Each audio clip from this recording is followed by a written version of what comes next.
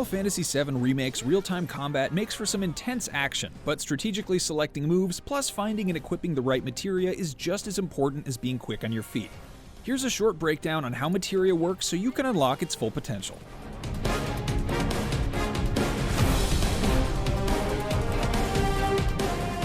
Materia comes in the form of 5 different types of glowing orbs, color-coded for your convenience, that can be equipped to your party's weapons and armor to give your team different spells, buffs, abilities, and perks. Magic materia lets you cast spells. Support materia is meant to be combined with other materia in order to give it different effects. Command materia gives you various new abilities that don't require MP, such as Assess or Steal.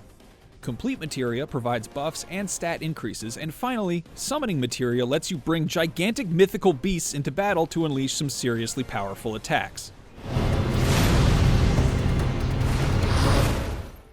When you start out, Cloud has magic materia, fire specifically, already equipped. After making your way out of the Mako reactor, Jesse will hand you some magic materia, and from then on, you'll want to explore every nook and cranny to find more. You'll also be able to buy more materia at shops and vending machines, and you'll unlock even more by completing Chadley's battle intel quests. Of course, you can also count on gaining materia as you naturally progress through the story. From additional attacks to basic buffs, materia gives you more to work with in battle, so you'll want to be draped in it.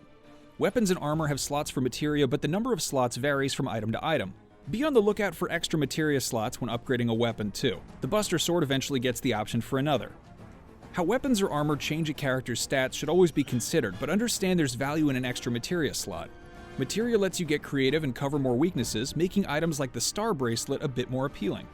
You can equip multiple of the same purple complete materia, like MP up, to gain the benefits of both. Look for this language in the description to know which can be stacked.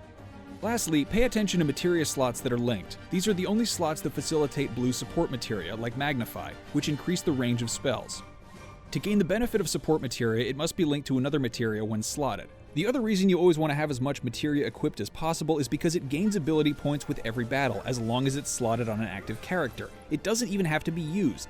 This improves materia to make it more powerful and effective. Once you get the Assess materia, you can use the Assess ability to learn enemy weaknesses. Unfortunately, you're unable to change materia mid-battle, but building up your enemy intel will come in handy so that you can go into battles with the right materia equipped. And worst case scenario, if you get a game over or restart, you'll respawn right before the battle that whooped you, so you can always swap materia to your advantage and avenge your own death with your newfound knowledge and more properly planned materia. The other thing to consider is using your party wisely by selecting different materia across members. That way you don't end up with nothing but fire spells ready to go. You'll also want to consider which character you're choosing. While all of them may be in your party, auto-cure materia works best when set on a character you have little interest in controlling because it will only activate when the player is not controlling that character. Conversely, deadly dodge materia can be great for the player you prefer to control because it adds area damage after dodging.